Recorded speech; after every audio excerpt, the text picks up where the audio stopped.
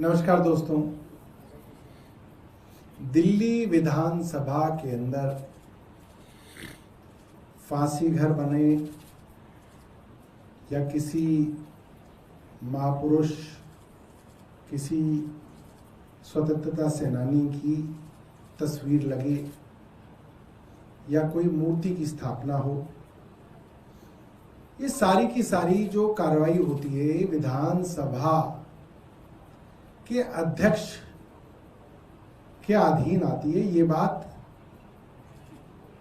मुझे लगता है जब 7वीं कक्षा के अंदर सिविक्स इंट्रोड्यूस होती है सोशल स्टडीज के अंदर, तो इतनी समझ डेवलप हो जाती है, मगर भारतीय जनता पार्टी के अंदर ये समझ अब तक डेवलप नहीं हुई। और विधानसभा के अंदर फांसी घर क्यों बना, उसके लिए दिल्ली के पूर्व मुख्यमंत्री अरविंद केजरीवाल जी को बुलाया जा रहा है। हमें याद है एक्साइज के झूठे फर्जी मुकदमे में भी ईडी द्वारा अरविंद केजरीवाल जी को बुलाया जाता था और अरविंद केजरीवाल जी कहते थे, भाई जो तुम्हारे प्रश्न है मुझे बता दो, मैं तुम्हें रिटर्न में जवाब दे दूंगा। तुम मुझसे वीडियो कॉन्फ्रेंस में पूछ लो, मैं तुम्हें सबके सामने जवाब दे दूंगा। मगर ईडी छुपाए घूमती थी कि नहीं नहीं नहीं, हमें तुम्हें ही बुलाना है, क्योंकि मुद्दा जो था वो कार्रवाई नहीं थी, मुद्दा जो था गंदी नीयत थी। दिल्ली विधानसभा की एक समिति ने अरविंद केजरीवाल जी को बुलाया। अरविंद केजरीवाल जी ने बड़ी साधारण सी बात रखी कि मेरे पास ऐसा कुछ नहीं है जिसको मैं दुनिया से छिपाना चाहूं, मेरी पूछताछ होनी है, मुझे कोई डर नहीं है, मेरी पूछताछ तुम सारी दुनिया के सामने करो, लाइव स्ट्रीमिंग करो, क्या डर है। विधानसभा कह रही नहीं नहीं नहीं, हम लाइव स्ट्रीमिंग नहीं करेंगे। आज तक नहीं हुआ। क्यों नहीं हुआ?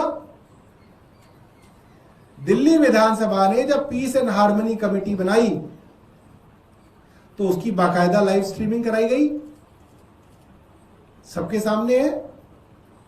हमने भी petitions committee, privileges committee, questions and reference committee, तमाम कमेटियों के अंदर संजीव जी, कुलदीप जी मेंबर्स रहे, चेयरमैन रहे, और जब जब कोई इंपॉर्टेंट मुद्दा होता था तो वहां पे हम बाकायदा प्रेस को इनवाइट करते थे, बाकायदा पत्रकारों को बुलाया जाता था और पत्रकारों को वहां पे बिठाया जाता था और कहा जाता था कि यहां पे जो कार्रवाई हो उसको सच्चाई से आप रिपोर्ट कीजिए, तो अच्छी चीज है, पारदर्शिता होनी चाहिए। हमें तो कोई डर नहीं था। यहां पे अब दिल्ली विधानसभा की तरफ से कहा जा रहा नहीं नहीं नहीं, हम नहीं कराएंगे लाइव स्ट्रीमिंग, पत्रकारों को भी नहीं बुलाया जाएगा। पत्रकारों को तो छोड़िए, आज दिल्ली विधानसभा ने दिल्ली विधानसभा के जो सदस्य हैं, जिनका मूल अधिकार है कि वो अपनी विधानसभा के अंदर जा सकते हैं, उन सदस्यों तक की एंट्री बंद करी है। ये बहुत ही शर्मनाक बात है। सीधा सीधा प्रजातांत्रिक मूल्यों के ऊपर और संवैधानिक मूल्यों के ऊपर, संवैधानिक संस्थाओं के ऊपर एक हमला है और दिखाता है कि भारतीय जनता पार्टी की मानसिकता जो है वो संविधान को लेके पारदर्शिता की नहीं है। हम अब भी ये डिमांड करते हैं, दिल्ली विधानसभा पारदर्शिता को लेके कुछ संवेदनशीलता दिखाए। और देखिए, मौके तो हमारे पास भी बहुत थे, विधानसभा हमने भी चलाई है और कमेटी हमने भी चलाई है। हमारे समय पे लीडर ऑफ अपोजिशन टेबल पे खड़े हो गए थे, टेबल पर, मगर उस वक्त अध्यक्ष एक बड़े दिल के हुआ करते थे और एक बड़े दिल को दिखाते हुए फैसले लिए जाते थे। हमें बड़ा दुख है कि अब संवैधानिक मूल्यों के प्रति जो संवेदनशीलता होनी चाहिए थी वो नहीं दिखाई जा रही। मैं अब रिक्वेस्ट करूंगा संजीव झा जी, सीनियर मेंबर हैं लेजिस्लेटिव असेंबली के, वो अपनी बात रखें, फिर कुलदीप भाई अपनी बात रखेंगे। जैसा कि अभी सौरभ भाई बता रहे थे कि आज विशेषाधिकार समिति की बैठक है और उसमें दिल्ली के पूर्व मुख्यमंत्री अरविंद केजरीवाल जी को बुलाया गया है। अब देखिए, ये जो नोटिस है इसमें बड़ा इंटरेस्टिंग है जो हमें भेजा गया है अभी, कि विशेषाधिकार समिति द्वारा राष्ट्रीय महत्व के एक अत्यंत संवेदनशील मामले की सुनवाई निर्धारित है। अब ये अत्यंत संवेदनशील मुद्दा क्या है कि हम तत्कालीन विधानसभा अध्यक्ष फांसी घर कैसे बना दिए, अंग्रेजों की बेइज्जती हो गई, तो फिर तो देशद्रोह का मुकदमा चलना चाहिए था। तो ये इतने अति संवेदनशील मुद्दा है। और साथ में देखिए, कुछ ही सदस्यों द्वारा मीडिया में किए गए पोस्ट के कारण अव्यवस्था उत्पन्न होने की गंभीर आशंका और खतरा है। खतरा। अब एक बात समझिए, दिल्ली की जनता ने अपना प्रतिनिधि चुना, जो दिल्ली असेंबली गए, 70 लोग चुन के गए हैं जो वन अमॉन्ग इक्वल है, और उस 70 लोगों ने अपने विधानसभा का अध्यक्ष चुना। वो अध्यक्ष कहते हैं कि हमें अपने विधानसभा सदस्यों से खतरा है। उधर प्रधानमंत्री कहते हैं संसद में कि हमें महिलाओं से खतरा है, हमें महिला सदस्यों द्वारा पीटा जाएगा। अध्यक्ष कह रहे हैं कि हमारे अपने सदस्यों से खतरा है। यार इतने डरपोक क्यों, डरते क्यों उतना यार? तो मुझे बात समझ में नहीं आ रही कि अगर हमने पोस्ट किया, हमने तो यही कहा जो अध्यक्ष ये भी कह रहे हैं, सौरभ भाई कह रहे हैं, हमने ये कहा कि अरविंद केजरीवाल जी की ये मांग है कि पूरी कार्रवाई की लाइव स्ट्रीमिंग हो।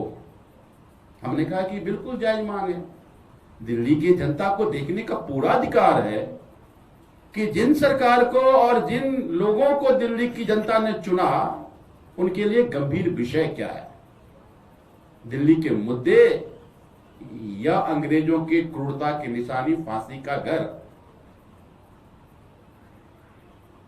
और ये मैं कहता हूं कि प्रिविलेज का बेजा उपयोग किया जा रहा है। दिल्ली विधानसभा में दिल्ली विधानसभा अध्यक्ष के आदेश पे फांसी घर बनाया गया और अरविंद केजरीवाल जी ने उसका उद्घाटन किया। तो फिर ये अरविंद केजरीवाल प्रिविलेज कैसे लग सकता है? तो आपने अरविंद केजरीवाल जी को क्यों बुलाया? फिर आप प्रिविलेज की कार्रवाई नहीं कर रहे, आप फिर वही एक साल अपनी नकारापन को छुपाने के लिए अरविंद केजरीवाल को गाली गलौज करके बदनाम करने की कोशिश कर रहे हैं ताकि अपने नकारापन छुप जाए। तो प्रिविलेज का भी बेजा उपयोग किया जा रहा है। मैं अध्यक्ष जी से निवेदन करना चाहता हूं, ये दिल्ली विधानसभा के रूल बुक से चलता है, उसका बेजा उपयोग ना करें ताकि एक ऐसा एग्जाम्पल सेट हो जाए जो कल के लिए बहुत खतरनाक हो। फिर तो मान लीजिए आज अध्यक्ष जी कई सारे प्रोग्राम करें, मान लीजिए उससे बड़ा भ्रष्टाचार हुआ, कई बार गृह मंत्री आए इनोवेशन करने के लिए आए हैं, लोकसभा अध्यक्ष आए हैं इनोवेशन के लिए, कल को अगर भ्रष्टाचार पाया गया, उदाहरण उनको बुला लिया गया, तो ये तो अजीबोगरीब स्थिति उत्पन्न हो जाएगी। तो मुझे यह लगता है कि अपने नकारापन छुपाने के आड़ में जो खेल ये बीजेपी की सरकार कर रही है वो बहुत खतरनाक है। और मुझे लगता है कि दिल्ली विधानसभा के गार्जियन होने के नाते विधानसभा अध्यक्ष जी को इसको संज्ञान लेना चाहिए, कुछ भी ऐसा न करे जिससे दिल्ली विधानसभा, जनतंत्र या संविधान के गरिमा पर ठेस पहुंचे। कुलदीप जी आपके बीच में अपने विचार रखेंगे। धन्यवाद जी।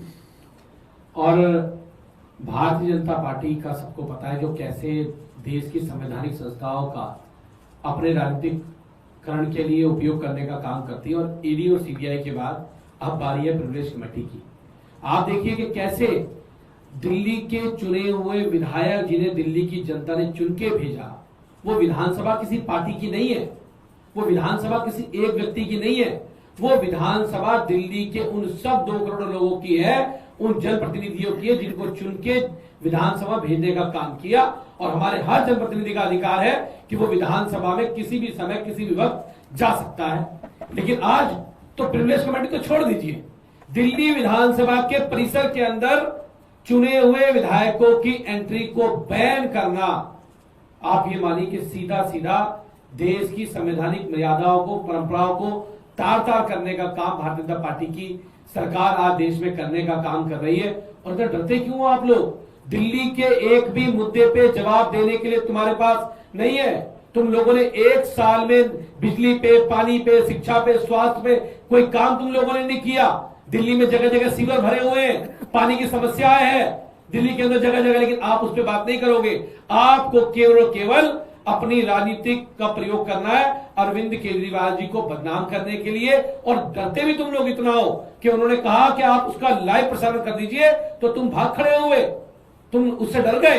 अरे मैं आपसे कहना चाहता हूं कि कम से कम चुने हुए विधायकों को विधानसभा परिसर में जाने का अध्यक्ष जी अधिकार है और उनको अधिकार देने का काम कीजिए और इस पूरी की पूरी कमेटी मीटिंग का लाइव प्रसारण कीजिए। जैसे हमारे अध्यक्ष सौरभ भारद्वाज ने बताया कि पहले भी कई बार कई मौकों पर हम खुद पिटीशन कमेटी में रहे, वहां प्रेस को बुलाया गया, इनवाइट किया गया, बकायदा दिखाया गया कि कैसे दिल्ली के अफसर को जवाबदेही जनता के प्रति होनी चाहिए और कैसे इनका काम होना चाहिए। क्या भारतीय जनता पार्टी के अंदर इतना बड़ा दिल और दिपादिशता है?